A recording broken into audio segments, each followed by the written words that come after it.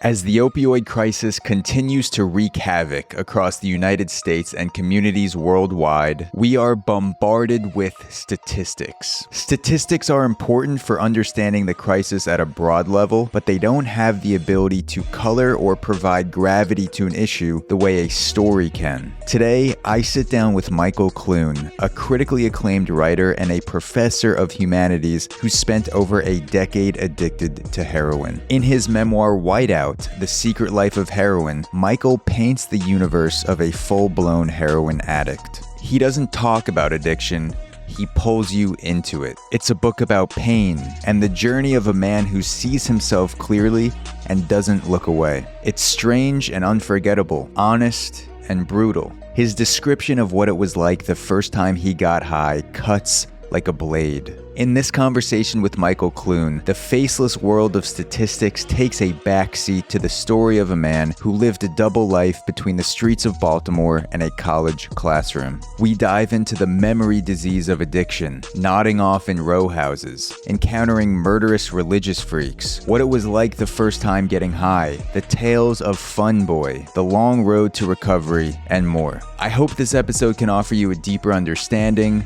some laughs, and some hope for the disease for which we still have no cure. Without further ado, please enjoy this deep diving and wide-ranging conversation with Michael Clune. Let's get into it. Michael Clune, thank you for joining me on the podcast. Delighted to be here. Thanks for having me. Yeah, I wanted to give a quick shout out to Luke Burgis before we start, because I actually found your writing indirectly through his newsletter, and your writing was linked to his newsletter, and that's how I found your articles, your book Whiteout. And if people have been listening to the podcast for a while, they know I've had a conversation with Luke Burgis about mimetic desire. And yeah, so just wanted to give a quick shout out to Luke for indirectly making this happen. Awesome. Yeah, I appreciate his support. Yeah.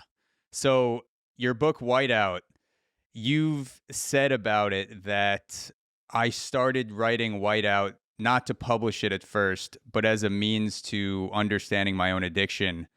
What do you understand about heroin addiction now that you didn't before you started writing?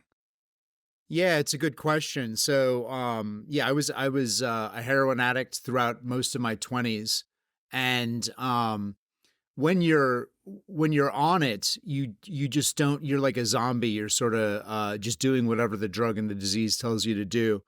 But after I got clean, and when you're an addict, you think that the reason you're doing the drug is because you like the way it makes you feel. That you may not like the consequences, but you like the way it makes you feel. But after getting clean and I reflected with some clarity on my situation, I realized that when I was using, all I could think about was getting clean. And as soon as the drugs wore off, all I could think about was using it again. So I started using writing, just writing out of that experience to try to discern what was driving the addiction. And I realized that for me, the addiction was really, it's not about not being able to stop once you're on it. It's about once you finally kick it, you inevitably end up back on it again, because the drug itself, like the sight of it, the thought of it, the images associated with it, they're like no other object in the world for an addict, in that they never get old. They never lose that kind of allure and that kind of magic glow of that first time. So like everything else we see in the world gets old and dull, that image, that drug, retains this kind of freshness and intensity. And so that, that was sort of the basic insight that came out of, about addiction, that came out of the process of writing that book. Yeah. What do you think it was about the process of writing specifically that brought you to those realizations about seeing the drug more clearly and vividly as an addict, and talking about the memory disease that we'll get into? Were you having these realizations during the physical process of writing? Was that more when you would take a step back from writing and that stuff would start to flow in? Like, what do you think it was about the act of writing that connected you to those deeper meanings? Yeah, that's a good question too. For me, writing, for me, writing is a lot about memory. And so when I'm writing, I'm sort of, in a way, I'm sort of turning off my like normal everyday consciousness, and I'm um, conjuring memories, right? And so the Mm, process of writing was like getting back inside those memories and finding the images and like the scenes and the situations and the dynamics that I couldn't recall if I was just sitting around and just talking about stuff, right? yeah. But through the process of, and for me, part of it is also about literary writing, which is different for me than, writing an op-ed or writing an academic article or whatever.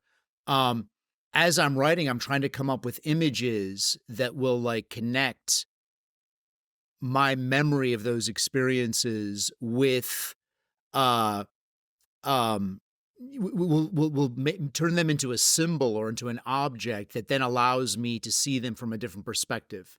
So Mm, one of the things I do, and yeah, I'm trying to come up with like, as I'm writing, I'm trying to come up with metaphors and analogies. So one thing I did in the writing process, I was like, um, I discovered I'd listened to this song that came out, this pop song called "Crazy" by Gnarls Barkley, which came out when I was writing it, and I was just thinking like, and I was like, this actually could be a really good metaphor to help understand addiction for people, for myself, and also people who are not addicts. Where it's mm, like if I get a new song that I love, you know, I play it a million times, you know what I mean? Till it's dead, right? I play it over and over and over again till I totally the magic has disappeared from the song.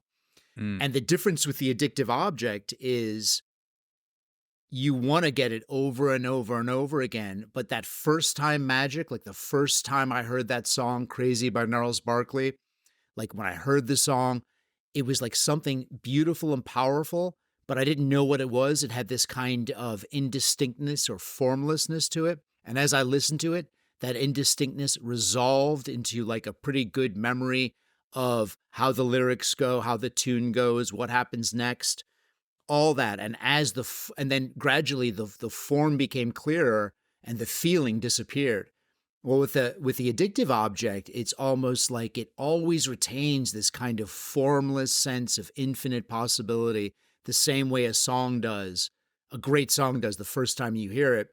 But the only difference is that initial beauty and formlessness and intensity never vanishes for the addict. So just in the process of trying to come up with symbols that made what was inside of me real.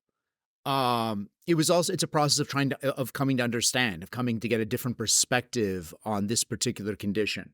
Mm.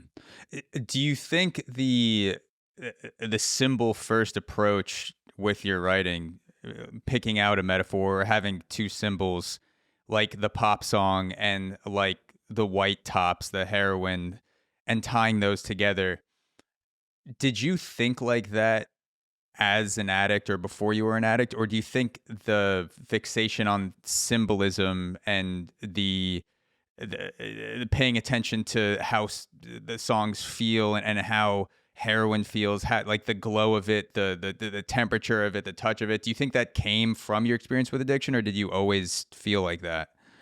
I always was attuned to, to art, to literature, to music. And I was always thinking about it. And in fact, so that was part of my growing up. And I remember the moment where, like when I was 15, I started hanging out with these other kids who were a little bit older than me. And they were like, um, and they kind of opened me to the magic of critical thinking and criticism and like thinking seriously about aesthetic objects. Because, you know, usually the thing was with the friends that I already had was you wouldn't analyze a joke, that would kill it. You would just say a joke and that would be that. But these kids who were a little bit older than me and they were also into drugs and stuff like that. But their whole thing was when there was a funny joke that someone would make, they would analyze it more and more. And the more they analyzed it, actually, the funnier it got. And so I was like, damn, there's something cool here. Like using thought to really open up and like get different levels of like a joke. And then it moved to like literature and to music. So I was always like totally obsessed with artworks.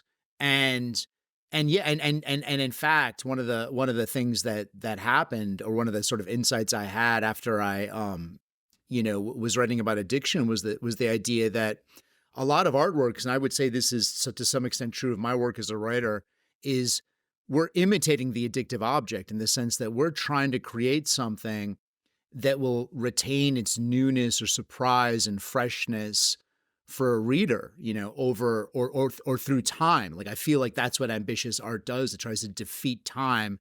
And so there's like kind of an interesting relation to the addictive object where it's like heroin represents a kind of like, in a really perverse way, an ideal through which Yeah. ordinary art aspires.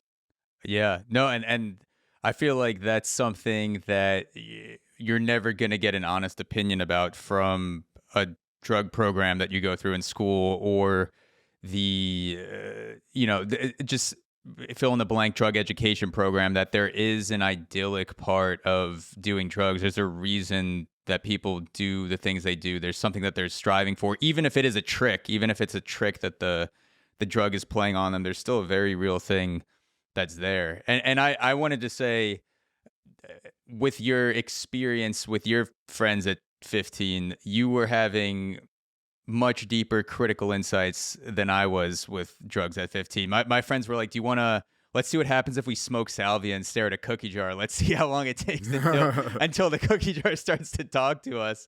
What happens when we add a couple Bud Lights in there? How far can we lean over before it feels like, gravity is sort of making us lose that balance? And we weren't dissecting jokes purposefully like that, but that is another fascinating insight that I've learned as I've become a bigger fan of stand-up comedy as I've gotten older, that old adage of a joke being like a frog, you can dissect it, but then when you do, it's dead. Like if you want to learn more about it, you're going to kill the joke. I've actually found the opposite to be true, where the more that you learn about the structure of comedy, the more that you learn about what makes a joke work, why it doesn't work. Even as someone who's not a comedian myself, it helps me appreciate the great jokes more. Totally. Yeah. Yeah. And of course it doesn't work with every kind of joke or every artwork, but there, and there's something absurd about that, doing that kind of analysis in itself. There's like different levels of intensification. But yeah, I do feel fortunate that the people I ended up with, just hanging around with, they were like, this is serious, man. We're trying, we're trying to like get somewhere out of these shitty suburbs, like in our heads. And every day was like a project to try to create little holes in reality and like see what appeared through them. So I really like, I really feel fortunate. I mean, it seems weird to say, because these people, these are the kind of people my parents would just like fucking hate it. They ended up in jail and all of these kinds of other things. But, it was a kind of aesthetic education for me. It was the first kind of opening that all these materials that lie around us. And I was like growing up in the 90s in this really, far north suburb in Chicago. There was nothing going on. But the idea that the materials that lie around us in books or in music or whatever are, it's not just about appreciation. It's really about getting somewhere else, or getting a perspective on the world that no one's had before. And that scale of ambition I was exposed to at that age, like I'm really grateful for that. Yeah. Yeah, I do feel fortunate that I grew up most of my childhood without social media, because even though I wasn't looking at things as deeply as you were from the age of 14, 15 onwards as a teenager, I had a sense of adventure, that the fun things were doing activities, or the fun things were getting in trouble or fucking up, or smoking weed, drinking a couple beers, pairing things with drugs and making them more meaningful with experience. And today I feel like social media kind of takes the place of activity for a lot of teenagers where that is the thing to do. But, Instagram came online when I was 16. I don't think I joined it till I was 18 or 19. So I really didn't have that pressure to take away the activities or the adventure. Yeah, I've never been on social media, and in fact, I have a flip phone. I don't even have a Oh, there you go. smartphone. Yeah. I just despise that all those zones. It's interesting though. Like I started thinking a lot about this because my whole thing was, there's been so much conformity in the literary world and academia and the spaces I'm in. And I was like, I wonder if this has to do with social media, and it probably does. But the weird thing is, I started doing some research on this, and like, I feel like there's a basic problem in American society just about any kind of genuine innovation or breakthrough. It started in the 70s. Most economists and like scientists see, but like my dad was born, or even take my grandparents who were born in the 20s or 30s, and think about the things, they saw people going to the moon, they saw, airplane travel, they saw all kinds of crazy stuff. And people in the 60s were imagining, in 2001 we'll have space stations and all this kind of stuff, and none of that has happened. You know what I mean? Yeah. And I just feel like it's just so important wherever one is to try to find, just something different, some different kind of perspective, some way of sort of like bootstrapping yourself out of this kind of oppressive conformity through which like everything gets sort of like dulled down or leveled down, or a version of the same, like a kind of hall of mirrors effect. So Yeah. I do think it's definitely social media and stuff seems to have had an impact, but I think the rot goes deeper. And something about like the dark heart of the 70s is where like I think somehow that dynamic started. Tell me the story about Candyland and how Candyland became a real place to you. Yeah, so it was I think I was I think it was 6 or something like that. I read about it in Whiteout, and we played this board game Candyland, and I just had this idea that what if this was real?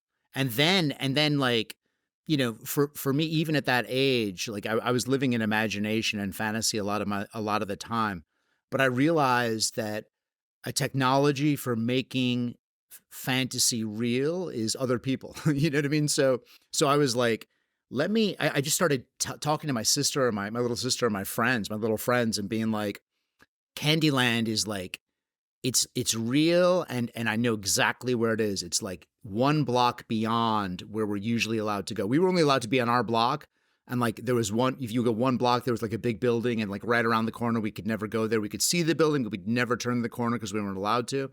So I was like, that's where it is. Candyland Yeah. is there. When we turn the corner, we're going to see it. And through the process of convincing my peer group, I became like completely convinced myself, and became even more of this like evangelical like preacher about the existence of Candyland.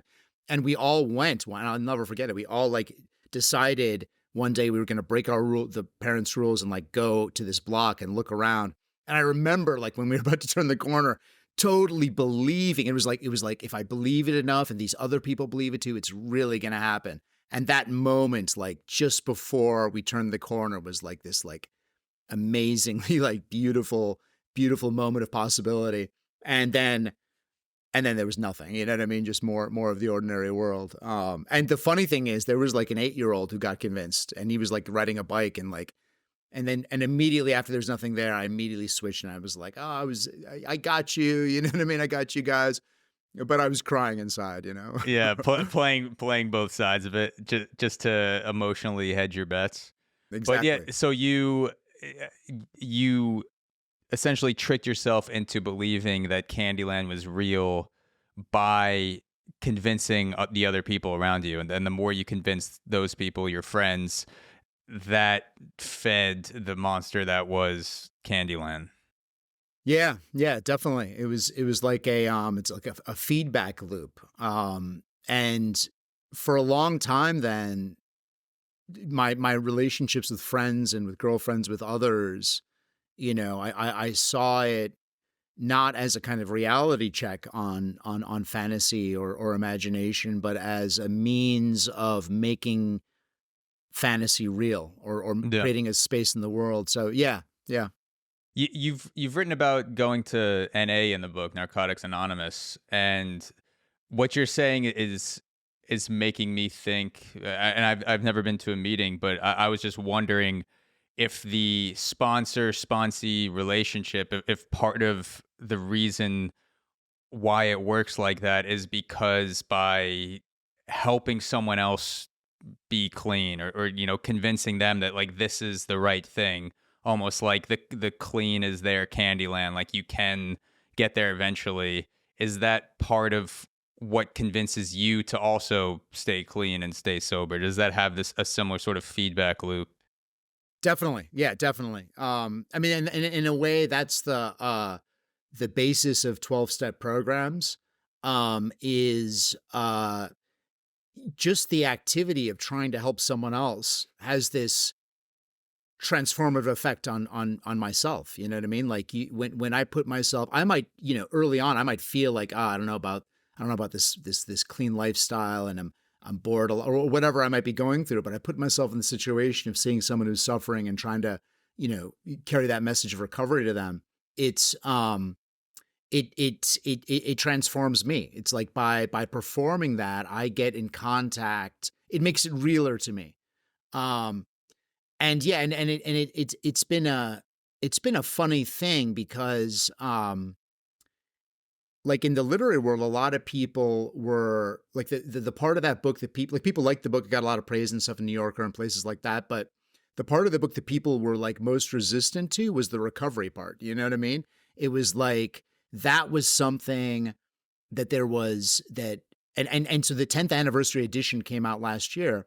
And one of the things I noticed doing events and talking, doing interviews and stuff for that re-release or the new edition was the extent to which people, and I would say progressive culture in general, developed this kind of hostility to the basic ideas of recovery. Like the idea that what I desire might be bad. You know what I mean? That what I need freedom from is freedom from my desires. You know what I mean? That Mhm. concept seems really challenging in our culture at this moment. And yeah, it was just really interesting to see that. So I'm glad you're asking me about the recovery piece, because I can't tell you how many people have talked to me about this book or written about this book and never talked about recovery. You know what I mean? As if it's something that's like um it's some witchy thing that they don't even want to get into. Yeah, that's interesting because I never would have made that connection that progressive culture would be against, y- you know, it, it seems like such a common sense thing that some desires should not be followed to their fullest extent down the Elbick Road or followed at all. And even progressive culture would seem like they'd at least give that for something like heroin or cocaine or drugs that have been proven to have that sort of effect on people, where you need to be in some sort of program and have some sort of routine in order to break free of that addiction. What was how would you characterize the pushback that you were getting from the progressive side about the recovery process? It's crazy, man. So I wrote the Washington Post asked me to write an op-ed. I think it was like March or April of 23. And all this stuff about decriminalization was going around. And I just said, um, I wrote my experience. I was like, look, both for me and for almost every single other recovering addict from heroin that I know, we went to jail. I went to jail, you know what I mean? And that was a good thing. You know what I mean? For me, it was like it saved my life for sure. Like having some kind of the nature of addiction, it has such a hold over you that all kinds of incentives are just not going to, they didn't work on me. I had so many different kinds of incentives to get clean. But getting locked up, felony charges, spending some time in jail, that was just a moment of getting me away and having a space for a kind of clarity. And I was saying, these the decriminalization movement had this idea that, all we have to do is, instead of arresting addicts, we just give them these 1-800 numbers. This is what they did in Oregon, these 1-800 numbers of how to get help. And I was like, that's crazy. Turns out, of course, that Oregon's decriminalization experiment, and anyone could have predicted this who knows about addiction. Like, no one called by those numbers, and the fentanyl problem just got worse and worse and worse. So anyway, I wrote that, and just about my own experience with addiction and why I was skeptical about some of the claims made for why we should decriminalize all these hard drugs. And the pushback was insane. Like, I've never gotten so many emails in my life. Like, the Washington Post website, just in the comment section, had thousands of comments within 3 hours. And I got bombarded by all these people who were like, this is just anecdotal evidence. Like, you're just one person. That's not how it works. Like, the real problem is not people's desires, but it's people telling people that their desires aren't authentic or real or true. And one thing I realized was that the ethos of our society is really that my identity is my desire. You know what I mean? Like, who I am depends on what I want. And no one should be in a position of telling me that what I want isn't good. And that cuts against the entire spiritual orientation of recovery, where the process is really learning, like the deep process is learning that what I want is not who I am, and that there's a kind of freedom from desire and a freedom from, because if you're an addict, you go all the way through desire. You discover something that you want that defines you, that's better than anything else you could ever want. And then you have to go through the process of letting that go and discovering that desire is actually a route to death. And it's just really hard to talk about in this progressive culture. And I had a debate with someone who's like a public health expert, and it was just crazy. They were just telling me that people, it's the war on drugs that's the problem. It's criminalization that's the problem. Addiction, maybe addiction is a choice. Who's to say it's not someone's choice? It was just crazy to me, man. And that wasn't the case when the book first came out 10 years ago. Like, I wasn't getting the same level of pushback, but this time it was really, it was really pretty extreme. And there was even this piece in The Nation, which was very positive about the book. They were saying all these great things about it, but they were also like, yeah, Clune is deeply deluded because he thinks some drugs should be criminalized. You know what I mean? Yeah. And I was like, man, that's a trip. Yeah. Yeah. I do, I'm not familiar with, addiction literature on a scientific level, like you've no doubt looked more deeply into. I just heard sort of surface level arguments that if you give people, let's say heroin, if people have a steady, clean supply of pharmaceutical grade heroin, they will at some point voluntarily exit the heroin Ferris wheel, because most of their time is not spent getting the next hit, because they're going to be able to get a clean, steady supply. They can go to work, they can function, and then through that experience, somehow they will, basically say, like, I'm out, this is it. I don't know if that's true. That's just some, abstracts that I've read. I don't know what percentage of people actually do that. Countries in Europe I've seen some things with people taking different approaches. But I still don't think that warrants the pushback that you've seen about what's worked for you and being in a program like NA, and the fact that jail was a signal that caused you to act differently in the long run, or was part of the signals that caused you to act differently in the long run. I don't see those two as butting heads, as long as people are saying that more than one way can exist. I mean, it's interesting. There's so much misinformation So there was the idea that maybe you could get addicts could get off drugs with the kinds of programs you're suggesting, but the data is that's actually false. I'll tell you Mm. what. So Portugal, there's relatively few large grade experiments about this, but Portugal famously, I think it was in the 80s, they decriminalized drugs. Um, and but here's what they did in Portugal, unlike the US, and this would never work in the US, but in Portugal, they have this very intense health, this body, so that if you get arrested, if you get seen using drugs or buying drugs, you go into this program where they monitor you and they can give you sanctions such as going to your job and preventing you from working, like serious sanctions that in America is usually done by the legal system. And by using that, they were able to reduce the number of overdose deaths. But that and even that there's been a change in that in recent years. They've seen a spike again. But what happened in America was Americans in Oregon when they passed decriminalization in Oregon, they looked at Portugal. They were like, "Oh, you decriminalize addiction's a disease, and you just treat it like a disease, and then you don't have to send anyone to jail or use any of these harsher Mm. penalties." What they didn't do is they didn't realize that the whole reason that Portugal works, and as everyone tells, all the experts say, is that no one ever quits this shit on their own. Like it might happen Mm. once in a while, but that it just doesn't happen. You need serious consequences. That's a real key. And Oregon, unlike Portugal, didn't build that into their system, and that's why it was such a disaster. I went to Portland, Oregon, to give a talk a year ago, exactly a year ago, and I was there, man, and I was like, I gave a talk at the university about something different. Um, but I was walking through the downtown, man, and it was crazy. It was just like junkies everywhere. Like no, like quote unquote normal people were walking around. They were just like people were just like, and and then they canceled that experiment because it was a disaster. But anyone could have told them that, man. It's like people don't understand the nature of addiction if they imagine that this is something that can be managed. And I'm talking about hard drugs Yeah. that addicts can just sort of like learn to live with it or whatever.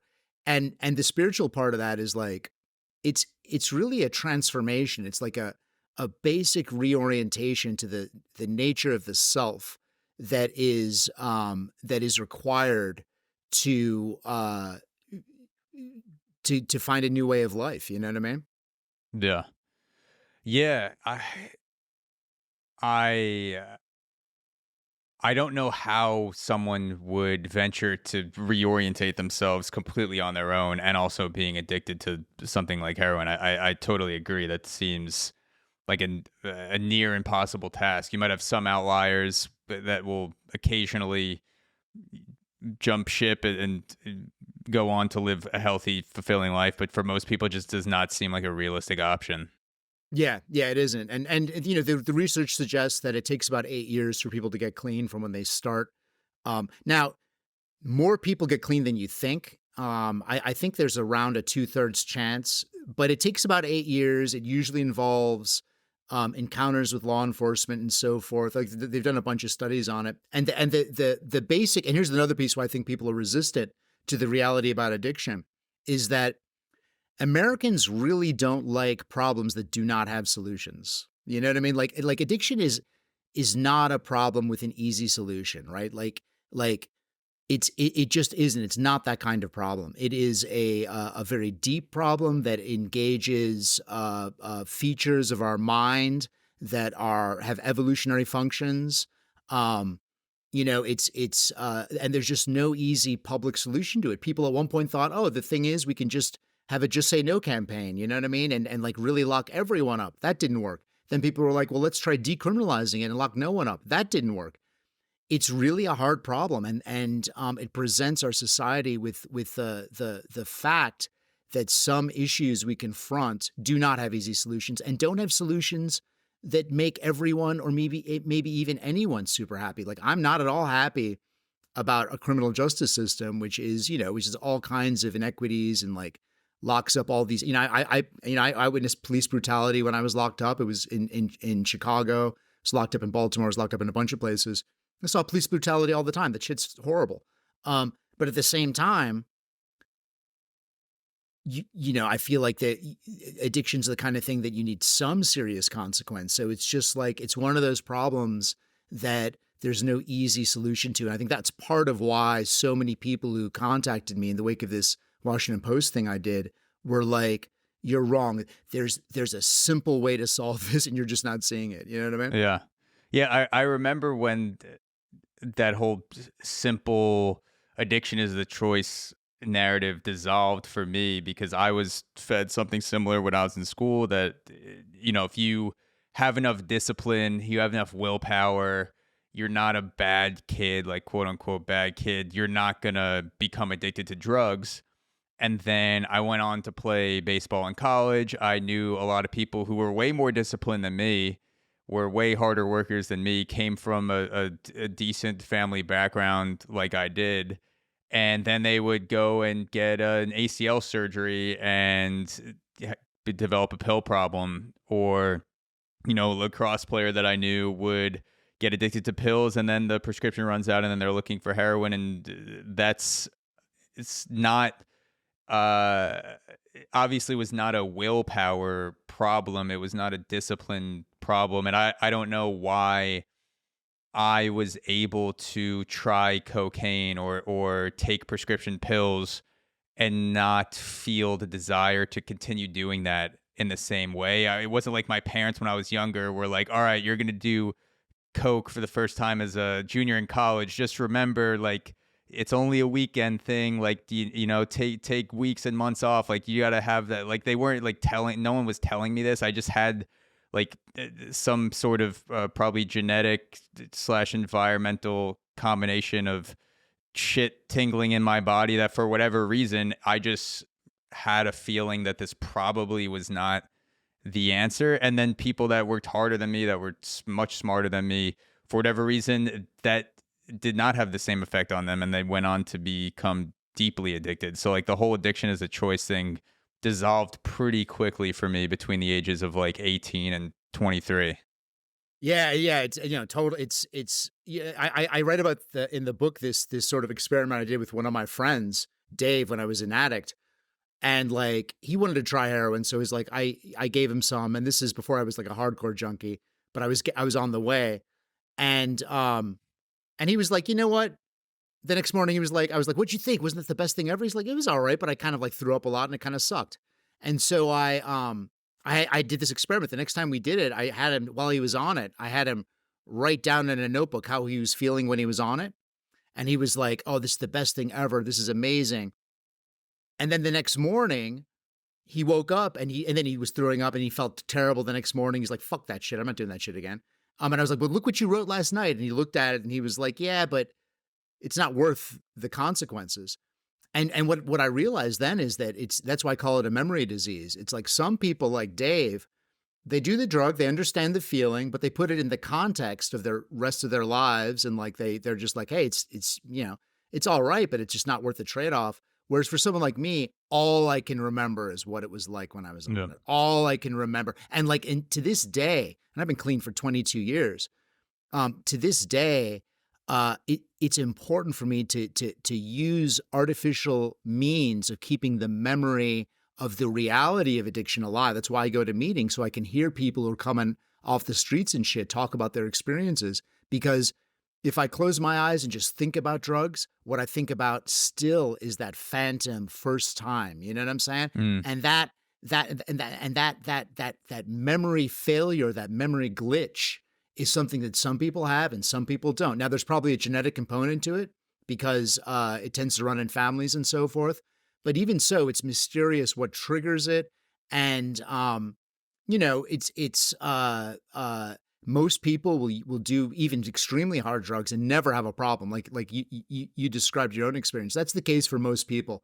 But for 10 to 15 to 20% of people, it's going to be different. It's going to be Yeah. like that memory disease is going to get started, and it could and once it's in you, it's like a virus. It could take years, it could take months, but eventually it's gonna be a situation. You know what I mean? Yeah.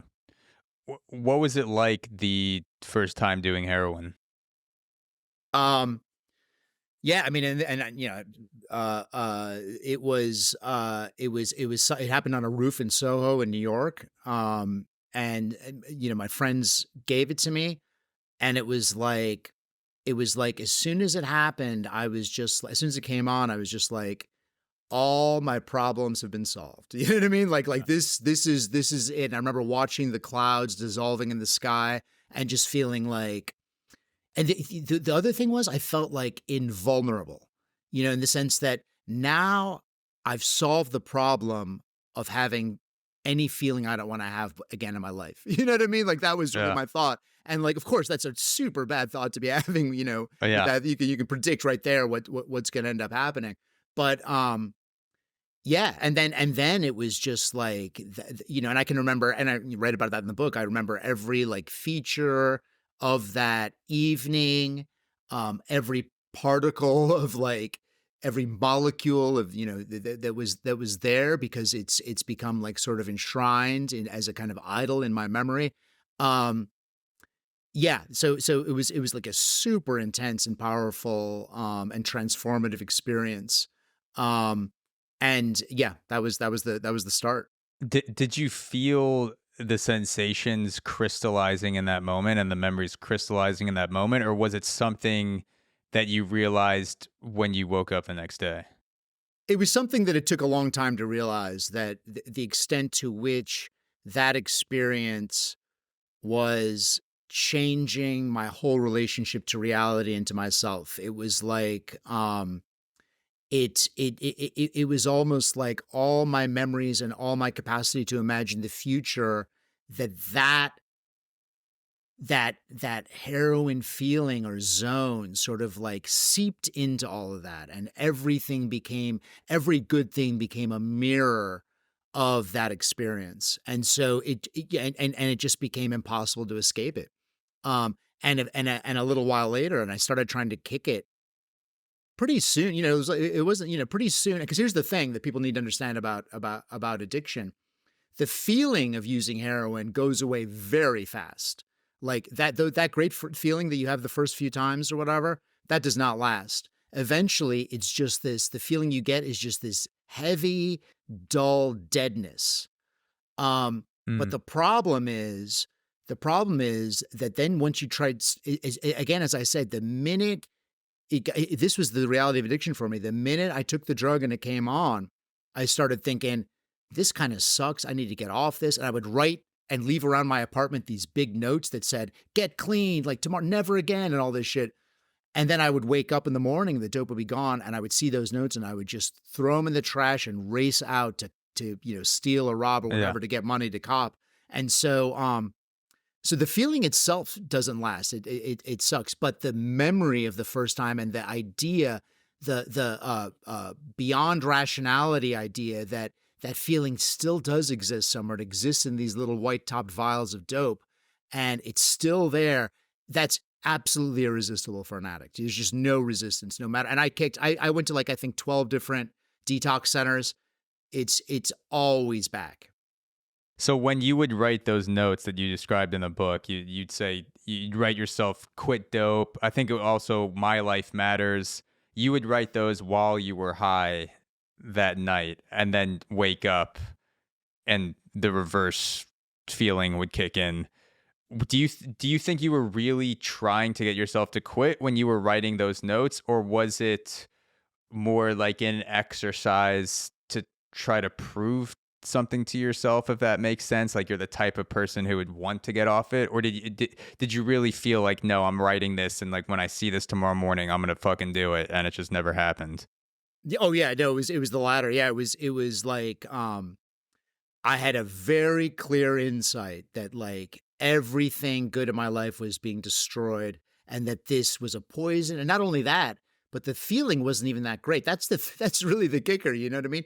Drugs takes away everything, you know, addiction takes away everything in your life, and then it actually takes away anything good about the drug itself. So I was just like, this is horrible. I'm going to kick this ASAP. I need to do it. But I recognized even at that moment, I could foresee that when the dope had ran out, I would be possessed by that longing again. And with dope, there's also the physical um addiction. You know what I Yeah. mean?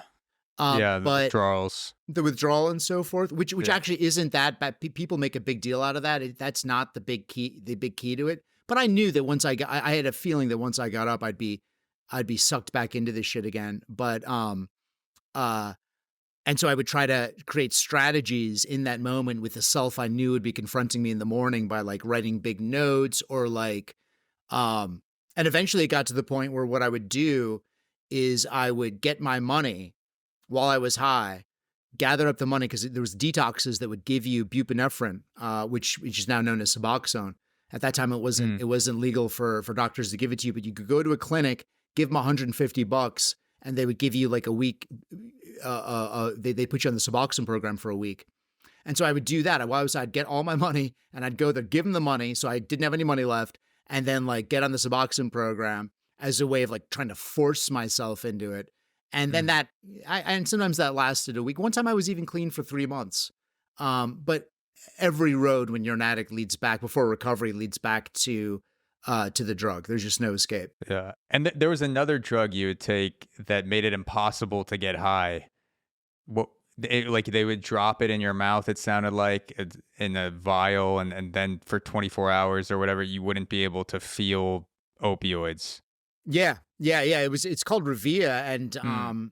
the Suboxone itself is mixed with it has an opioid antagonist as part of it, so it would make it difficult to get high. But Mm. this Revia drug would just totally shut out the receptors, and what happened was when you took it, they would always ask you, they say, "Are you sure you're not on dope right now?" Before they would give it to you, and the reason for that is the second you take it, you go into instant withdrawal, instant full Mm. blown withdrawal. And I was so like upset with myself for being unable to kick it. I finally showed up at the clinic one day and was just like, "Just give me that shit," and it just like threw me like from a catapult into like the depths of withdrawal, and it was like super intense. Yeah. So it basically just closes off all your receptors, and you just go into a nasty withdrawal spiral at that point. Like the instant you take it, you said it kicks in. Yeah, totally. Yeah. Um, Going back to that rooftop in Soho, the first time that you did heroin, is there a movie that gets the heroin experience right in your mind? Is there a film scene that you've seen, whether it's Vincent Vega in Pulp Fiction, where he shoots up in his dealer's bathroom and then he's just driving through the breeze, listening to surf rock, just eyes sort of dimmed, but you could tell like he's surrounded by this bubble of warmth. And then the other one that comes to mind is Leonardo DiCaprio's character in Basketball Diaries, where he's prancing through a field of pink flowers. Do any of those scenes resonate with you? And have you seen another scene in film where you're like, oh yeah, like that's it, like that got heroin right? yeah, it's a great question. The first thing I'll say is that I think a lot about this, about what different mediums can do. And there's something about the core of the experience of addiction, which is the pull that the image, the phantom of the first time has over you, that film cannot capture because it involves writing can do it, but film can't, because writing can actually put you inside someone's mind. It puts you inside their memories. Because the image that I, as an addict, see when I look at a drug is like fundamentally different than the image an audience or another person would see, or a non-addict would see when they look at that drug. And so that's something that in order to experience that, you have to immerse yourself in the consciousness of the addict. And I think writing can do that. I Mm. think film cannot do that. But there's lots of things that about the drug experience that film can capture. And there's the film Requiem for a Dream. Have you seen that? Yes, yes, I Yeah.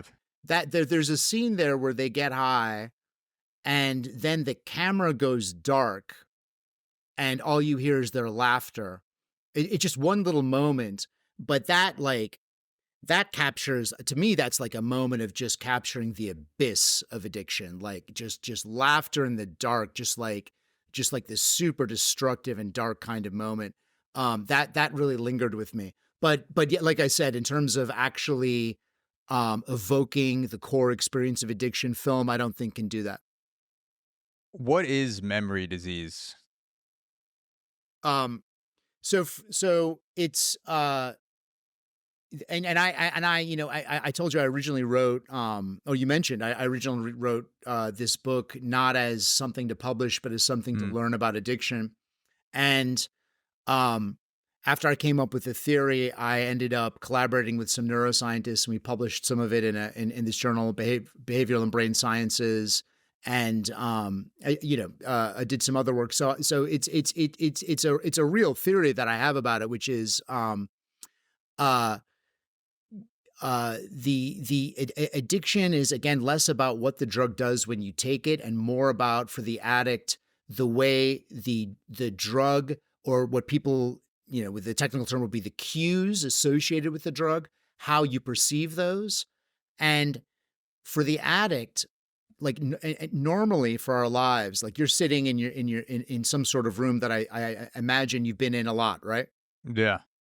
So you're not really seeing much of what's in your room because you're so familiar with it that when you walk into that room, what your mind has done is it's automated the perception of that room. And so you just move smoothly through the space. What you will notice, however, if there's like some new object in the room that's never been there before, let's say there's a pumpkin or something like that in the middle of Mm, the floor, your eyes will instantly go there, and it'll be salient. It'll be, that image will be intense and real, and you really experience it in the way that you don't experience anything else in that room.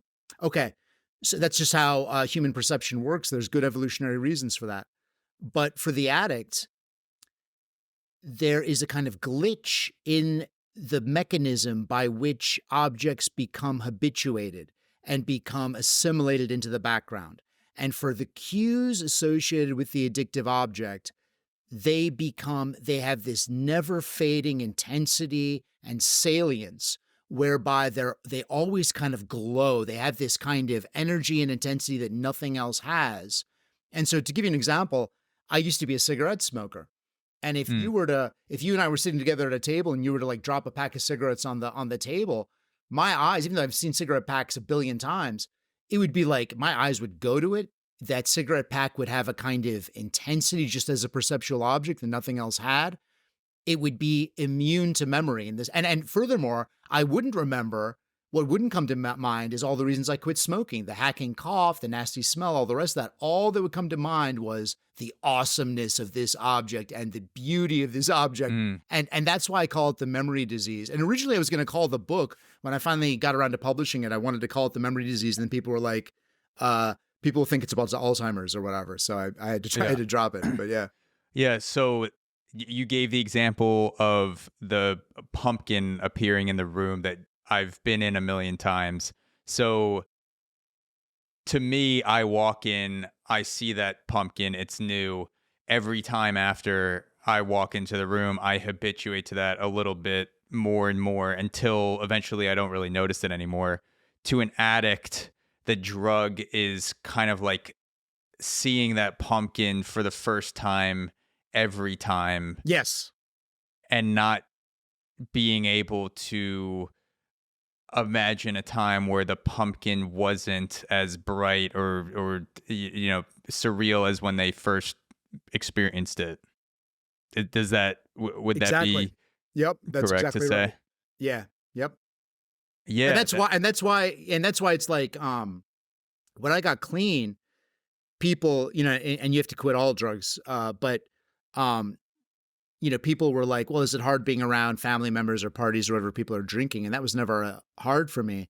But it's kind of, there's a fortunate aspect of being a heroin addict because like people aren't like shooting up in front of you. You know what I'm talking yeah, about? But like, but I would need to stay away from, those objects. And luckily it's easy to do that.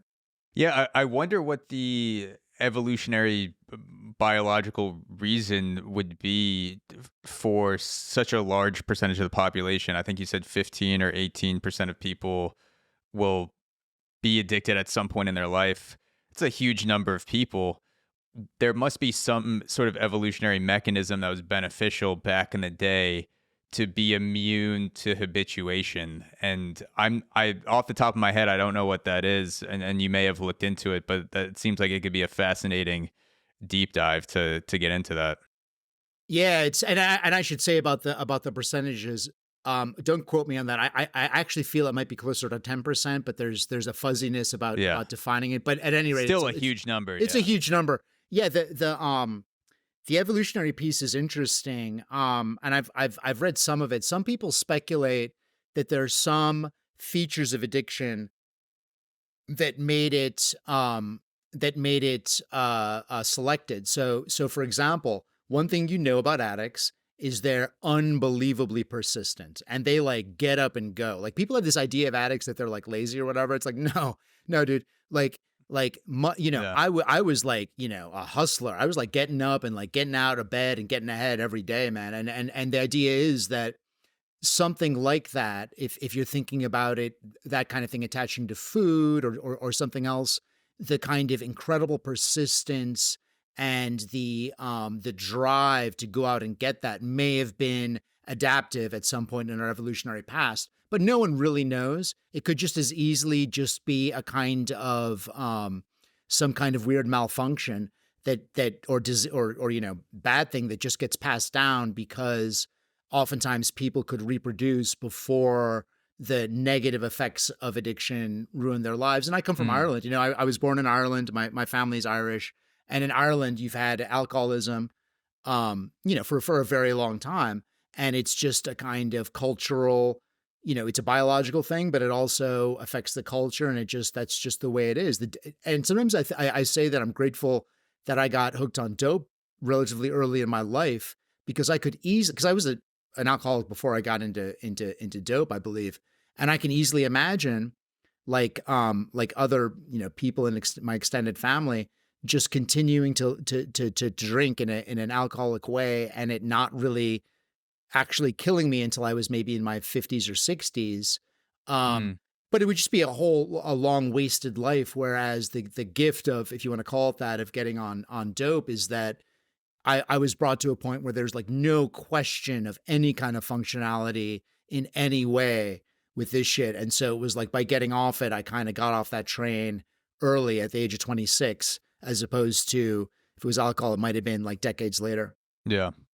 I wanted to read an excerpt from Whiteout, and it's something that you alluded to before, the connection between the pop song Crazy, Gnarls Barkley, and the magic of dope, because I've never read something before that gave me a clearer explanation of what it feels like to be on dope, or that feeling of the first time. Cool. And so you write, I love pop songs, and the first time you hear a really good pop song is magic. For instance, today is Saturday. On Tuesday, I bought a CD by a band called Gnarls Barkley, which several people had recommended to me. And Kalefa Sane, my favorite music critic, in his column for the New York Times called Track 2 Crazy, the best pop song of the year. So I put it in my car CD player with the sense of anticipation. The first time you hear a song, it isn't very clear. That is, you don't recognize its shape. You can't because you've never heard it before. Listening to Crazy for the first time, I didn't recognize the throb of the bass before the vocals start because I didn't know the vocals were about to start. On a more microscopic level, I didn't recognize the bass as a throb because I didn't know the bass would keep repeating the same note throughout the entire song. It was the first time I'd ever heard it. And now, after hearing it maybe 30 times, I know the song's shape, and I really like it.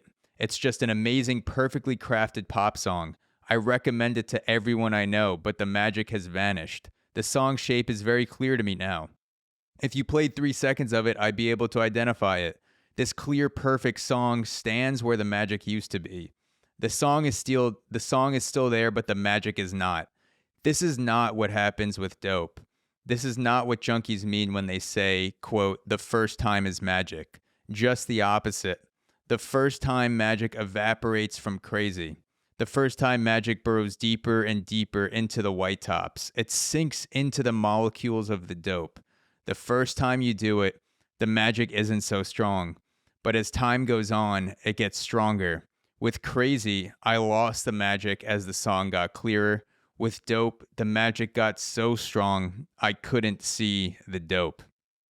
So I that to me was just an eye-opening description of that inverse relationship between something I can relate to, which is playing a song 1,000 times in the first week that you love, and then it slowly starts to disintegrate, the magic fades away, and then that sort of like inverse relationship with addiction and dope, which I've never experienced, but like you describing how that spark of the first time grows into this blinding light, obscuring the reality of addiction, whereas the song is more like the blinding light happens first, like that pop, but then it's slowly the eyes start to adjust over time. I thought that was great.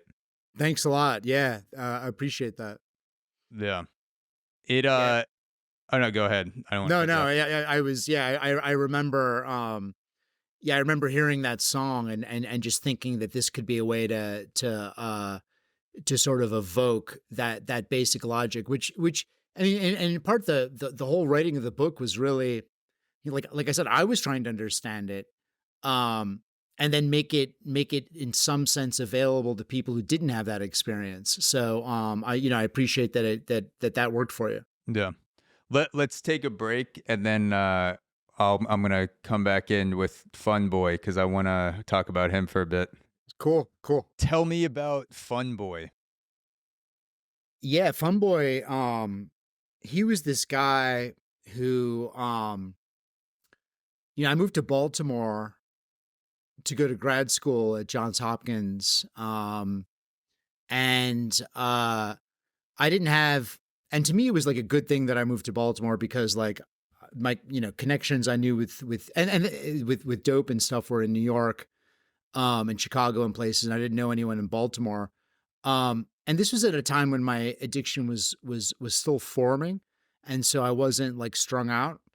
But I remember my girlfriend came to visit me, and she was the person I'd done dope with the first time, and she was living in New York, and our relationship was kind of like, it was kind of falling apart in that like it was one of those relationships where it totally works when you're high and or drunk or whatever, and then like it's not, it's like there it's like it's dead. So Yeah. she came to visit me, and we were like wandering around, and we saw this guy came up to us, this kind of like um just kind of a a kind of cool kid looking guy, and he just came up, and we were on the near the pier in Fells Point in Baltimore, and she was asking him if we started to talk to him, and she asked him if we could get any pot, and he was like, yeah. And then we were like, well, what about dope? And he was like, oh yeah. He's like, I'm a dope fiend, and that's how I met him. And we just had this this friendship that lasted a few years. And he was a total dope fiend. That was his life. He'd made a life in it, and the weird thing was, he was one of the few people I've met in addiction who just early on committed and like never thought of getting off. Like it never even entered his mind. It was weird. It was always entering my mind once I got strung out. I was always obsessing about it. But Funboy was just like, this is what life is. This is the zone. And yeah, I just rode with him for, he hooked me with all the dope spots, and I met all these like truly crazy people and situations in Baltimore. Yeah, it was insane. Yeah, it's crazy how some people can be so fully bought in to that lifestyle because like you said, you were having thoughts of maybe this isn't good, maybe I should quit, my life matters even when you were high. And then Fun Boy sounds like he was the skydiver of heroin addicts where he was just like, fuck it, like I'm jumping out of the plane. I hope the parachute pulls, but if it doesn't, like, fuck it, like this is what's gonna happen. Yeah, and It didn't sound like he had a parachute. It sounded like he just jumped out of the plane. there was no parachute. Yeah, he Yeah. was, and he was, and a big part of it was like, my family came from Ireland, and it was like working class kind of zone. But I had gotten it together, I did well in college, and I got a full ride to go to Johns Hopkins for my grad. So I did have objectively things going on in my life with Funboy, and this is a lot of this has to do with the age people get on dope. He got strung out when he was like 16. I met him when he was my age in his 20s, but he got strung out when he's 16, and it's like that's just hard, man. That's your whole sense of yourself. You're coming into your sense of yourself at that age, and if dope is this world that gets open to you at that moment, it's hard. You don't know anything else. You don't have anything else, and so that was for him. He was just committed, and it was just a whole different orientation to life. Like I remember him being like, and he like taught me how to get along in that zone. Like we would go to, I'll never forget it. We went to this music store one time, and he was a musician. He's a good musician. We went to this music store, and he was like looking for like picks or whatever. And then he was like, check this out, dude. And he took a guitar, a nice guitar, and like he just walked out with it. And like, it was like he was invisible. And I was like, oh my God. And like, he was the best thief I've ever seen. He was like the best shoplifter I've ever seen in my entire life. We used to go to Home Depot, and he would walk out with like power tools, like all kinds of shit. He was just it was like he had this like ghost mode he would go into, the stealth mode. He would like press some kind of button. It was very impressive. It's like those guys that carry in ladders to the Super Bowl. They have the security jacket, and they just walk through. No one questions them. The confidence. They're just holding a ladder like they've done it 1,000 times before. I'm sure if you become a dope addict as a teenager, you get it makes it like you get a lot of repetitions of stealing shit. So eventually you're gonna get like a swagger when you do it, just like anything else with writing or podcasting, sports. Like you start to be like, yeah, I've done this 1,000 times. I know it's gonna go right. I'm just gonna fucking steal this bag of fertilizer real quick and flip it on the street. Totally. And for him, he had this very particular kind of face where when you looked at it, it just kind of communicated that everything was mellow. Everything is like okay here, you know what I mean? And like people would look at him, and he just had this kind of face that could get away with it. And I've known junkies who couldn't, people have their own hustles, and some people just couldn't do that, and so they turned to other sorts of things. But he had that, and he was a really sweet guy. He was like a super. There was something really childlike about him. Like throughout all of that, he had this real simplicity and kind of earnestness about him, and a kind of weird faith and belief in dope. As strange as that sounds, it was like he kind of had this belief, like this is gonna be okay. And and I haven't seen him for over 20 years, and I hope he's still alive. I hope he's doing okay. But it was just one of those friendships under these extreme circumstances where there's still a human dimension to it. You know what I mean? It's not purely transactional or like, just 1,000% oriented towards drugs. It was, but there was also this like this, it was like there was a hurricane one time that came to Baltimore, like the remnants of a hurricane. And I remember Funboy and I were like holed up in this like abandoned building, of which there used to be a lot in Baltimore. There probably still are. And it just felt that moment where we're holed up inside with this hurricane kind of raging outside. It felt like this is like what it is for us. You know what I mean? It's like this experience of being in this like catastrophe, and we're just like hanging on and creating this little space to kind of like shelter from it. Yeah. It does seem like there's this aspect of reckless abandon that's enticing, where you don't know what the next day is going to bring. You don't know how you're going to cop next, but shit's going to go down in between when you first shoot up and then the next time you shoot up, whether it's outlasting a hurricane, stealing shovels from Home Depot, power tools, whatever. There is a through line to Whiteout, which is a sense of adventure that at times turns very dark and bleak, but it remains this spark that never really fully goes out. And then obviously in recovery, you find new ways to fan the flames of that spark. But I did get that vibe from the book, that there's like this almost like rustic, like deep down, like connection that you have to those times, that sense of adventure that you can tie back to. Yeah, totally. And in fact, that's one of the most challenging things in recovery for me and for a lot of addicts, because there's the whole drug thing and the memory disease we talked about, but there's also the lifestyle thing. And like for me, from a very early age, it might be because I'm Irish or whatever, but I always had a thing with authority. I was always getting suspended from school and all that. I got suspended from high school, from college, all this stuff.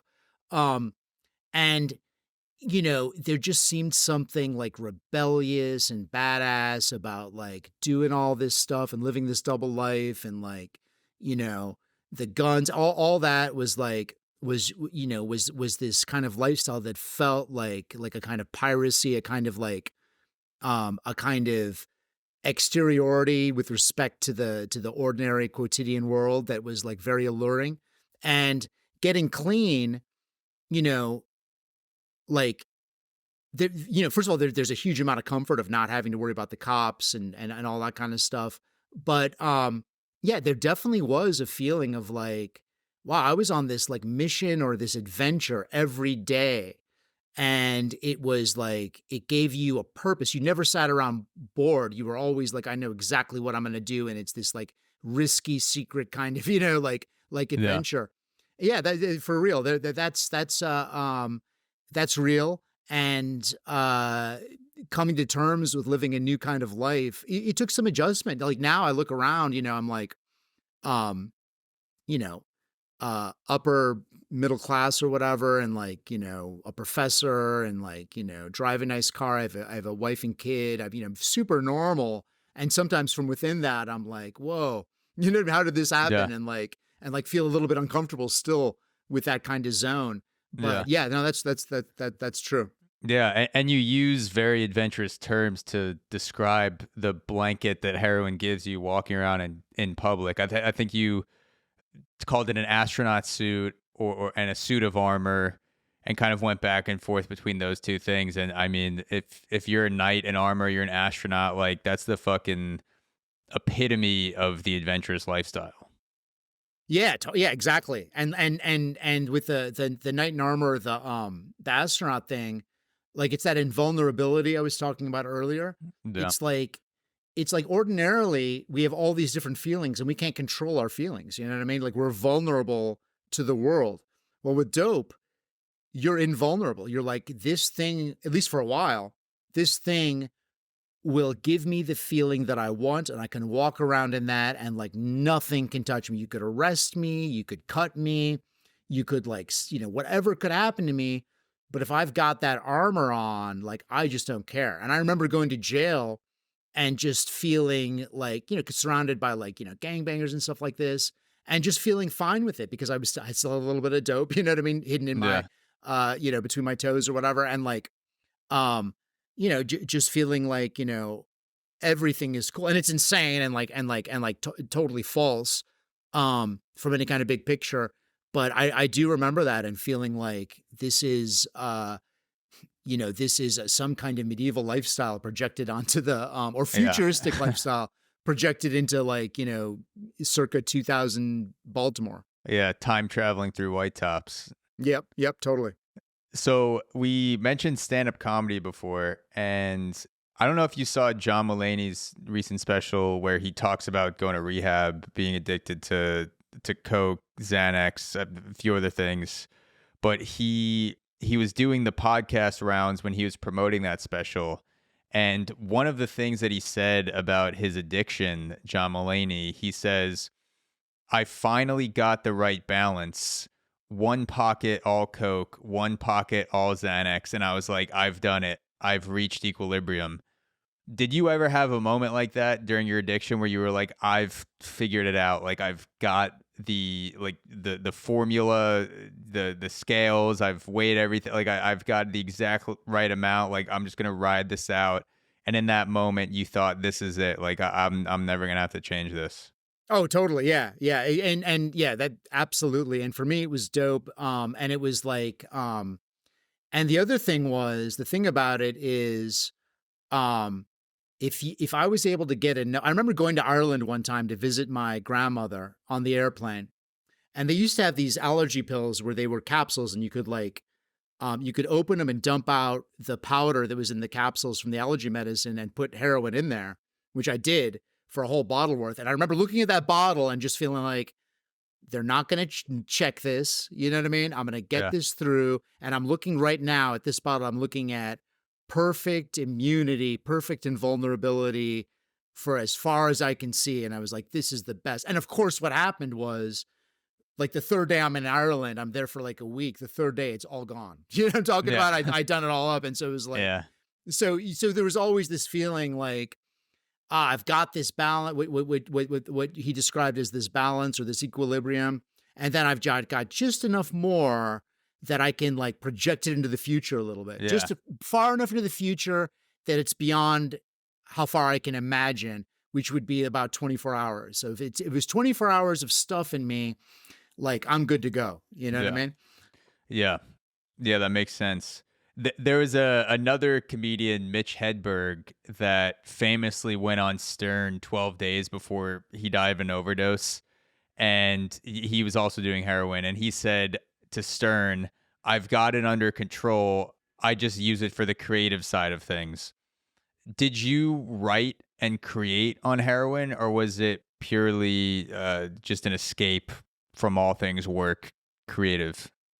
Yeah, that's a really good question. I'll just tell you my own experience, which Yeah. is when I was on heroin, I could not write for shit. You know what I mean? Yeah. Like literally it just killed any kind of creativity. And once I got clean, once I got into recovery, it was really like all of that. It was like the scales falling from my eyes. It was like I suddenly had these capacities and these perceptions and this kind of thought. So for me, and I know people have different experiences, but my own experience is just that it's a kind of spirit death, and that gradually and I had a friend one time, a close friend, named Tim, who in the book he goes by Cash, Yeah. because I had to change the names. But he said to me once, he was like, because I was, I was trying to do my dissertation, I was trying to write stuff, and I was telling him, man, I can totally do all this amazing stuff now. And he's like, yeah, well, you're on dope. And so it'll probably help like lower your inhibitions or your anxiety so you can work for a little while, but you'll be drawing on the bank of perceptions and ideas you had before you got on dope. And once that shit is dried up, the tank will be dry and there'll be nothing else. And he was totally right about that. So from my Mm. own experience, like I know there's this link between creativity and addiction for a lot of people. And I feel like in general, it works differently than people imagine, because my own view is that artists and writers are super interested in addiction, in part because, like I said, the addictive drug symbolizes this kind of target for art as this kind of creation that never gets old. But I think the actual effect of it, most times, for most people I know and writers and stuff that I've read about, and it's been to degrade or compromise your capacity. You think of Faulkner, like when he was an alcoholic later in life, his writing went way down. I mean, there's lots of examples of that. But I also know that there are some people who feel like it helps their creativity, and I'm sure that's true to an extent. But I also feel, and maybe this is the case of the comedian who tragically died on, talking to Stern. I feel like when you're an addict, you'll use any excuse to try to make yourself it okay for you to use it. And if you're an addict, the only time you feel normal is when you're on drugs. So it might just have helped him in that, to that extent. But Yeah. I'm in my own life, yeah. There's no link between creativity and drugs. It's the opposite. Do you think there's any truth to the notion of writing high and editing sober? Um, I mean, certainly there's like there's a tradition. There's the great French poet Rimbaud, who came up with the famous line, "The poet becomes a seer through a prolonged and rational derangement of all his senses." And so there's a very old tradition of writing as being a kind of inspiration, and of drugs as being a means to access that unconscious or that inspiring spirit or whatever. Um, and I have friends like the writer Tao Lin, writes about this in relation to psychedelics. I don't feel that's true with heroin at all. Yeah. I think maybe people have some success of that with psychedelics or whatever. And I can't speak to that because I never liked those drugs that much. But with heroin, no, there's no illusion that, and William S. Burroughs writes about this really well in Naked Lunch. Um, you're not in contact with anything else. Like heroin is like money. It's something that does something very specific and it's quantitative and you just have enough of it. It's not transforming your reality in any kind of mystical way. In a way, it's creating this shell, that suit of armor I talked about before. The other side of that is it's a shell that shields you from contact with something that might transform you or change you. Yeah. So that's how I see it.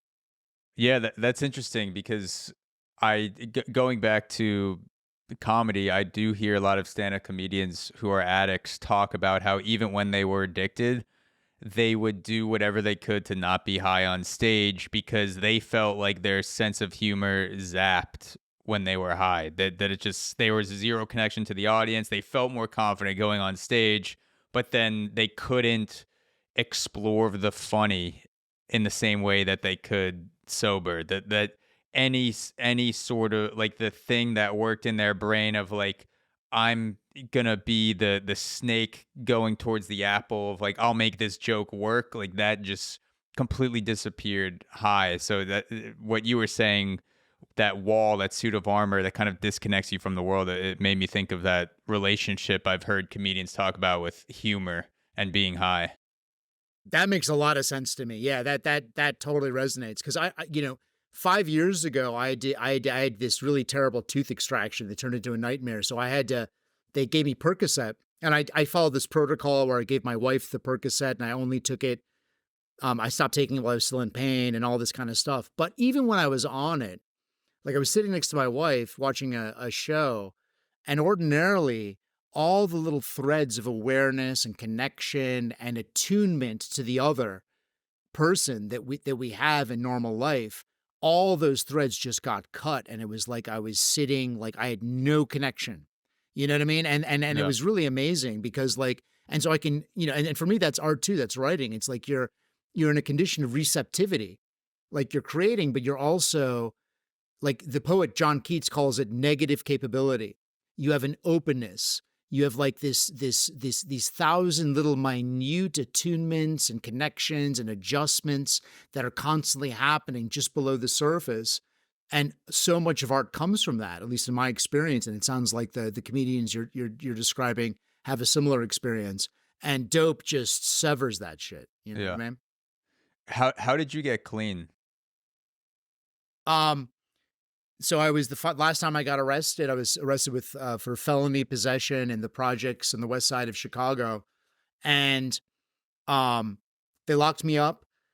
Uh, I was at this notorious jail at 25th in California. I don't know if it's still there. And here's the ironic thing: I'd worked as a painter in the summer to make money for college, and I painted that jail. Like that jail, I worked as a painter painting that shit, and I remember, and I ended up in that jail. It was really kind of ironic. But anyway, I was there, and while I was there, I was just like, I remember telling the cop who arrested me, I was like, you know what, this is good. I'm done now. And he was like, they all say that. But while I was in the cell, I was like, and I was kicking dope once again in a jail cell, but I was like, something's got to change. And then Illinois had this program called Drug Court, which I think is a great program because it gives you the opportunity with a nonviolent drug felony. Yeah, you get arrested and you've got a record, but you can get that suspended if you go through. You can get your prison sentence suspended if you go through rehab. You know what I mean? So I went through rehab, and the memory is very clear to me. I was walking into the rehab, and after being in the hospital part of the rehab when I was kicking, um, and this fellow inmate was taking me there, and we passed this wall that had the 12 steps of Alcoholics Anonymous on it. And I looked at it and I said, alcohol.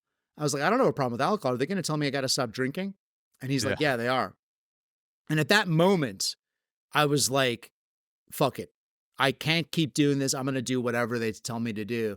And that moment, like from that moment, everything in my life has basically been easy. I mean, it sounds weird to say that because I've been through a bunch of shit, divorce and all kinds of stuff, but from that moment, like once I sort of accepted I've got to find a new way, like the impossible mission of trying to get high successfully or how to make life work with dope, I no longer was fighting that, and it's basically been easy compared to that. So yeah, that really was, but that moment was prepared by, like I said, 13 different rehabs, arrested a bunch of times. Like I had really proven to myself that I can't use anything, alcohol, weed, cocaine, heroin. I can't use anything and have any kind of a life. And so, and here's the hard thing about it, about recovery though, because when you're an addict, you cannot imagine what recovery is like. It's one of those decisions. And I think like having the decision to have a child is like this too. Like I became a parent a while ago. And with those kinds of decisions, like you can see some things about what that would be like, but all you can really grasp are the negative things. So with the child, for example, before I had a kid, I was aware of like, oh, I'm going to get less sleep. I'll have less free time. But what you can't possibly imagine or understand is that once you have a kid, it changes you. And now you've got these new sources of joy and meaning, and your whole sense of life has been reconfigured. But you can only understand that once it's like the kind of thing where you can only get it once you're on the other side. Mm. Recovery's like that too. Like if you're an addict, like I knew what it was like not to have drugs, and it was the only thing that sucked worse than having drugs was not having drugs. So I'm looking at recovery and I'm thinking like, this is going to suck. Like, what's going to be different about this? What you can't imagine is that the recovery process gives you a whole different perspective on life and a different sense of values and a different insight into desire. And it's a leap of faith. It's like genuinely a leap of faith. It's one of those decisions. And most of us have to be pushed. Like I had to be pushed, and they'd been pushing me for years. And it just finally took. It just finally was like, all right, I'm going to do this. I can't see this being good, but I can't keep going the way I was going, so I'm just going to do it. And everything worked out. So that moment where you finished the withdrawal part of rehab and then you were going into the, I guess, what would you call it? The residency part of rehab? Yeah. Yeah. That moment where you thought you were just going to have to kick heroin and then someone told you, no, they're going to have you kick alcohol too. That was it kind of like a wiping the slate clean of like, I'm not going to do shit now. Like I don't have a drug to fall back on, that caused you to flip the switch and then everything became easier? Yeah, it was exactly. It was all of a sudden I was faced with the prospect of a kind of life that had no connection to the kind of life I've been living. It was not like every previous time I tried to kick, it was always with the view, well, I've got to have something. You know what I mean? It's got to be like something. It's got to be pot or alcohol or something. This was suddenly like, okay, it's going to be nothing. It's going to be like genuinely drug and alcohol free. And therefore, what that meant to me was it's going to be something unimaginable. It's going to be something like totally different. I'm going to have to learn how to talk to people again. I'm going to have to learn what you do when you wake up in the morning. I'm going to have to learn like all that basic shit. And I just committed to that at the moment. I was like, I'm going to do it. And from that moment, pretty soon after that, my whole attitude changed. All of a sudden I was like super like, I want to do this. And I like, they brought in people, from who were recovering addicts to talk to us. And listening to them, I was just like, I want to be like that. And like, this is going to be my number one priority, is to try to make this work. And that's, in recovery, we talk a lot about this, like getting someone to that point that I thankfully reached, where I looked at that list and I said to myself, I'm going to take this leap of faith. I'm going to try this. That's the thing that you cannot teach. That's the mysterious thing. And a lot of people, I have a cousin that died of an overdose 2 years ago. Within the last year, I've lost 4 or 5 different friends to overdoses. This is something you cannot teach. It's something that is just mysterious that happens. And I'm like profoundly grateful. Like once someone is in that position, they've made that choice, then you can help them. Then you can show them what to do. You can get them to live a kind of like a real and full life. But getting to them to that point, there's something like, it doesn't happen for everyone. And it's really mysterious about why that is. Yeah, because I was gonna say the rate of people who go to rehab multiple times, like you said, you did 13 stints in your rehab before you eventually got clean and stayed clean. That thing that separates you from other addicts who eventually succumb to addiction, that to you is mysterious. You can't say it's a checklist of this, and this. In your mind, that's something that the world, that society is still trying to figure out. Yeah, yeah, I think about this a lot. I think everyone in recovery does, because you want people, you want friends, you want people who are suffering to get help. But it's like, and you said earlier that with addicts that you knew people who were like better in various ways than you, who ended up being addicts. It's the same way with recovery. I know I have friends that were smarter than me, had more willpower than me, had more resources, were better off than me, whatever, had better careers than me, whatever the situation was. And sometimes they were not able to get it where I was, whereas I was. Um, and I wrote this piece like after I got clean. It was called Two Tears for Suboxone, where I talk about drug assisted therapies to get people into recovery. And I'm totally for it. Like I'm for anything that will help addicts not die. I'm 100% for that. But I remember writing about it, and when Ozempic came out, there was this piece in New York Magazine that referenced this piece that I wrote, and they were talking about Ozempic as potentially having help for addicts, and I'm totally for it. And I hope that they will find a pharmaceutical, like method of getting people away from the hamster wheel of addiction. But what I say in that piece was, there's something about doing it like I did and like lots of people did without those drug therapies that has this mystical quality to it. And I want other people to also have that. And there's just something really powerful and transformative about it. Um, and so I sponsor people in NA who take Suboxone and have had success. And I think it's great. Um, but I do have a kind of, gratitude for my own experience, where it was just this kind of like mystical leap of faith, where it was like, I'm going into the unknown and having that be this amazing life restoring kind of process. Yeah, yeah. You mentioned psychedelics before, and I know that there have been a ton of studies on the curing of PTSD, or quelling of PTSD symptoms combined with psychedelics. And from what I've read, what those studies is that the most effective way is to combine psychedelic therapy with communicative therapy, with talk therapy. And it may be that in the future, addiction can be quelled with a mechanical off switch, or biochemical off switch. You take a pill, and the pill does something to the pathways in your brain, and you no longer feel the same disease that you felt before. But it also may be that that's just part of it, and that it won't be as effective if it's not combined with a type of talk therapy or a type of group session like NA.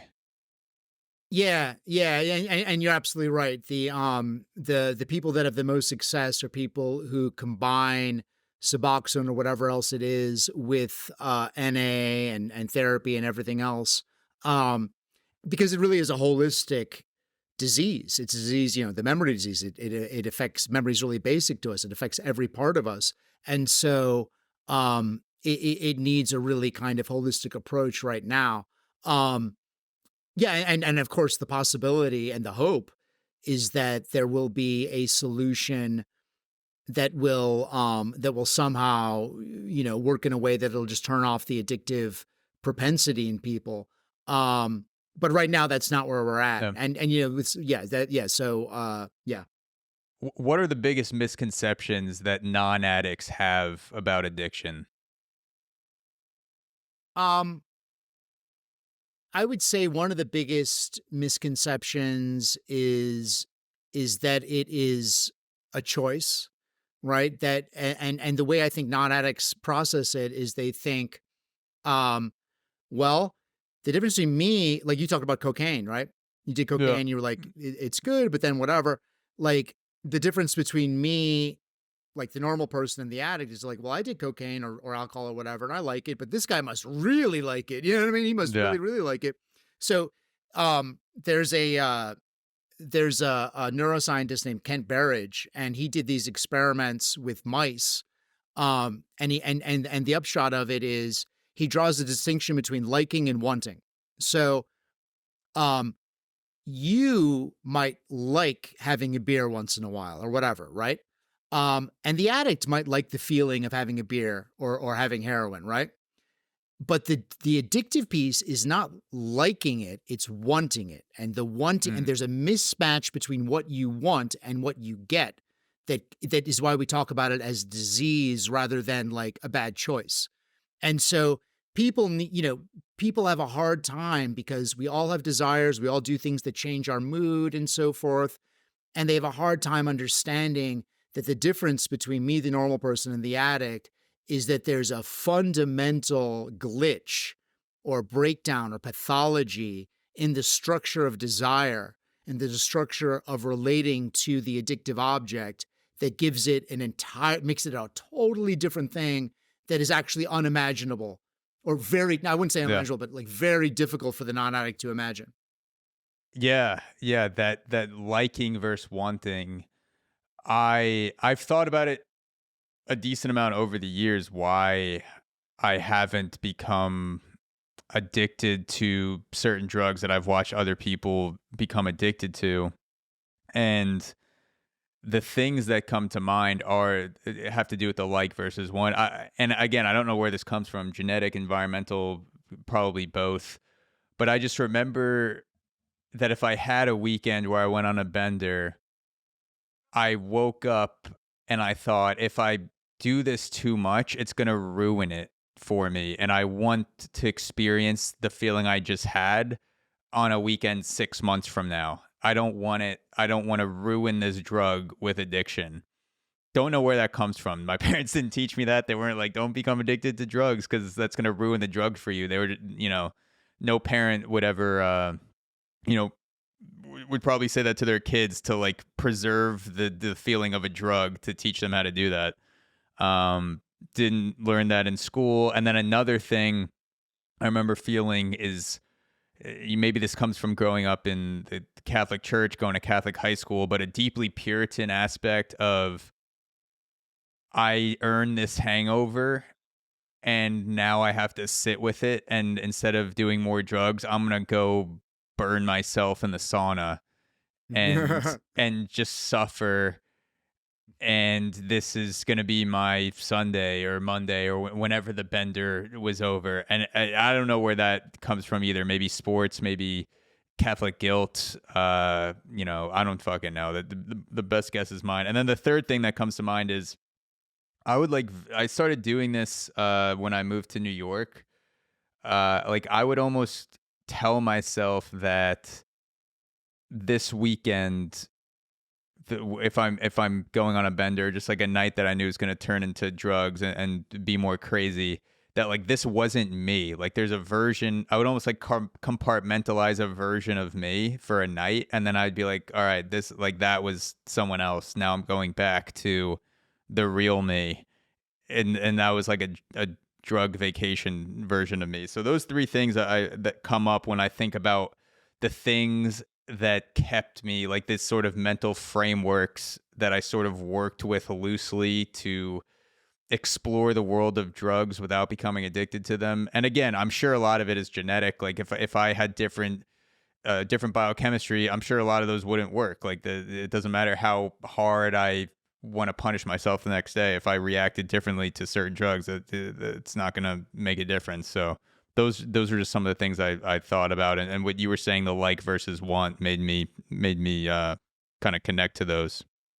Yeah. It's fascinating. And it's like, it's hard for me as an addict to relate to any of that, because it's like, and I went to Catholic school, but it's like, for me, it was just like, you do the drug and then you leave some on the table, so the instant you wake up in the morning, you're back on it. That's the mentality.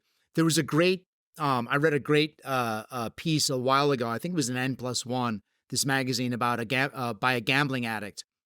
Um, and he described this is a really vivid example of how different addicts are to normal Yeah. people. He's at the slot machine doing it over and over again, and he said, for a real gambling addict, when you hit the jackpot, you're angry and disappointed, because all it means is that there's a more of a delay between the next time you can pull that lever. Like, think Mm. about that. You know what I mean? It's like that's just, it's a different world than your ordinary, like, go out for a weekend Yeah. and have fun at Vegas type of situation. You know what I mean? Yeah. That's crazy. Just imagining a guy hitting $1 million jackpot, and then he's just sulking in his chair, and the casino guy's like, "What? You just won $1 million?" He's like, "Yeah, but now I gotta fucking wait for the guy to come over. I gotta sign some paperwork. Gotta sign all this fucking Totally. paperwork. Like, what am I? You know?" Uh, that's hilarious. Totally.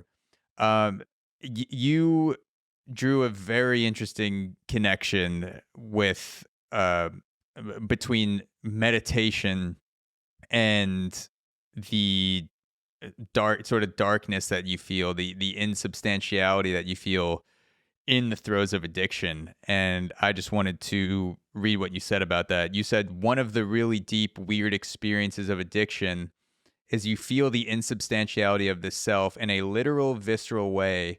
And there are moments of meditation where you feel a kind of emptiness in a positive, transcendent way. I sometimes do wonder if that's the same thing, if they're two different routes into the same state of being.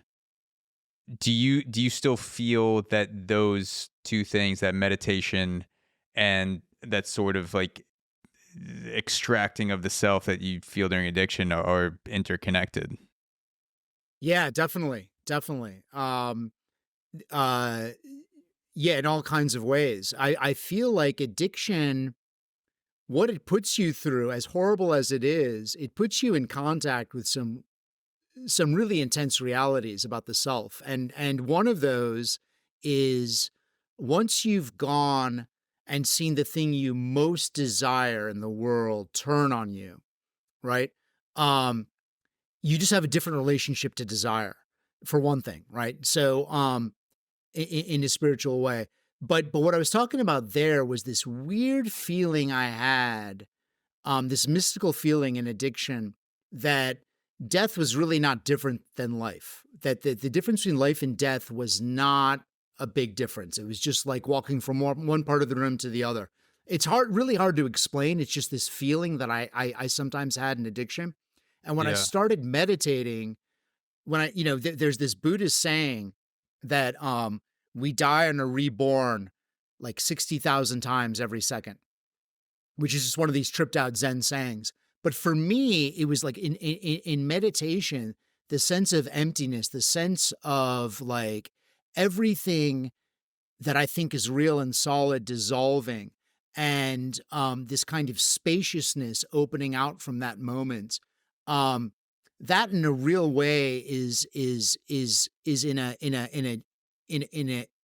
it resonates with some of what I was looking for in addiction and in heroin, right? And so meditate, you like, and in recovery, you can't just stop doing drugs.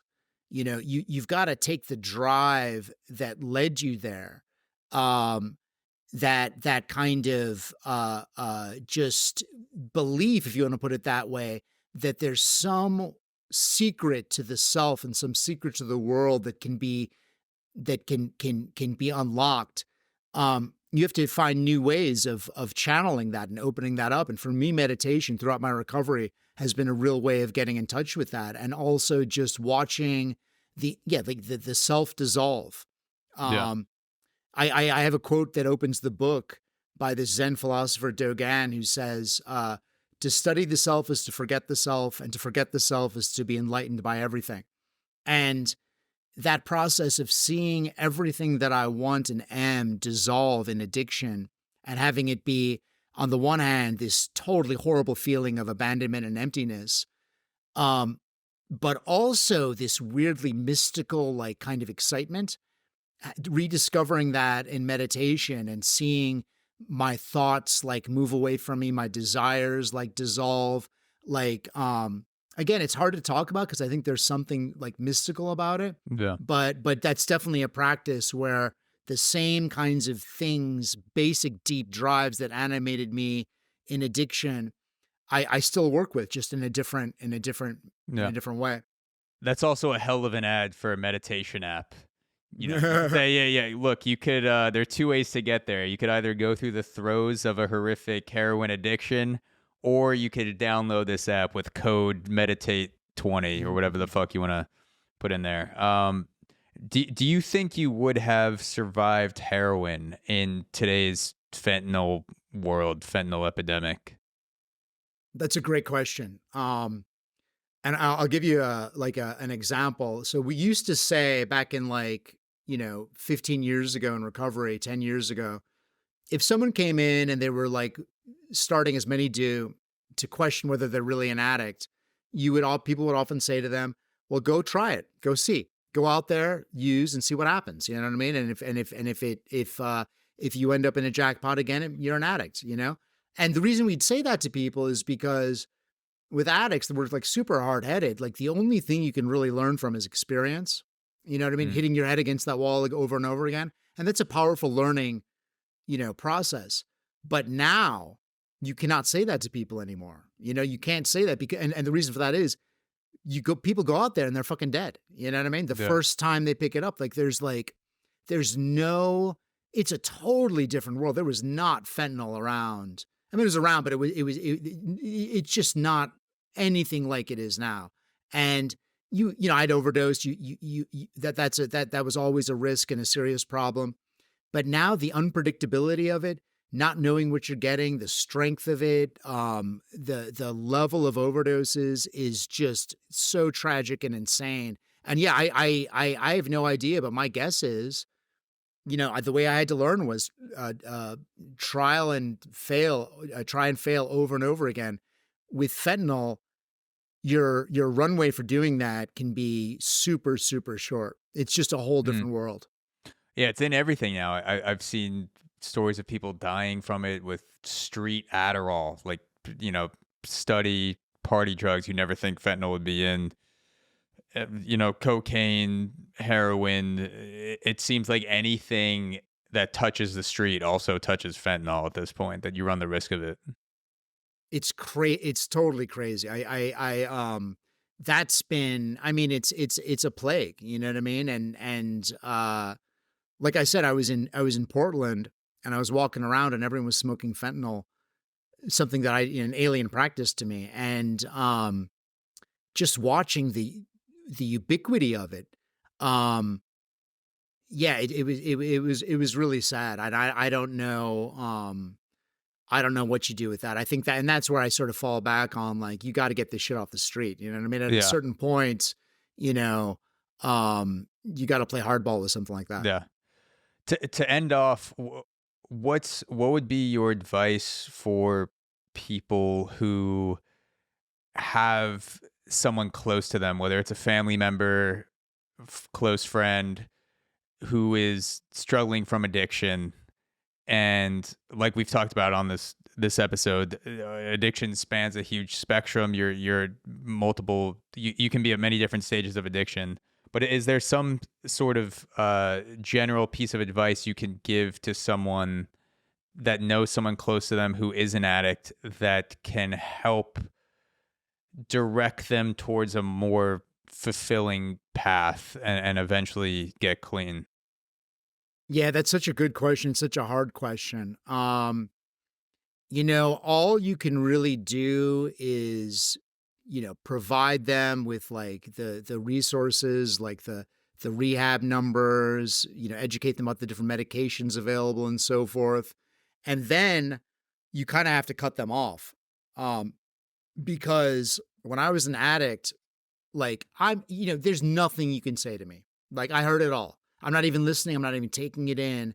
I'm trying to get money from you. You know what I mean? And I can be very convincing, and I can listen in the most open-minded way in the world, but I'm trying to get you to enable my addiction. You know what I'm saying? And so it's like, it's hard, but um, you need to have that kind of give them the space, as we say, to like suffer their consequences. You know what I'm saying? Yeah. And then totally being there for them if they want help. You know what I mean? Like, I'll drive you to rehab, I'll call, I'll figure it out. Um, I'll take you to meetings, all that. But until they make the decision, like, I really want help, there's very little you can do. I mean, and I'm talking about my own experience. Like, everyone in my life had given me every smart thing, that therapists, rehabs, you know what I mean? Until that opening's been made in your mind, where you finally say, because every addict has squirreled inside of them this idea that I'm going to hold on to this, I'm going to make this work somehow after these people shut up, you know what I mean? And Yeah. give me the money. So just, being there in the sense of letting them know you're there to help them when they want help. But until they want help, you gotta protect yourself first of all, and like not be an enabler. You know what I'm saying? Yeah, that makes sense. Where's the best place for people to check out Whiteout, to keep up with your work, articles, social media, anything like that? Yeah, I'm not on social media. I've never been on social media, but you can find it wherever there are books, Amazon or whatever, Whiteout. I've got a book, Pan, a novel coming out with Penguin this summer. Yeah, I write for Harper's. I'm a contributing editor at Harper's, so I have stuff up there as well. Yeah, never been on social media though, so Yeah. I'm too addictive to even fuck with that. Yeah. Well, this was a blast, and let's do this again. I read the article that you put out in Harper's, The Anatomy of Panic, and I'm guessing that the Pan, because you mentioned that in the article, also has to do with things related to that article. And I feel like we could go down another 2-hour rabbit hole on that. So let's do this again when you have the next book dropping. But Awesome. Thank you again so much for taking the time to hop on the show. I really appreciate it. It was super insightful. Thanks a lot, Zach. Really appreciate the questions and the time. Of course.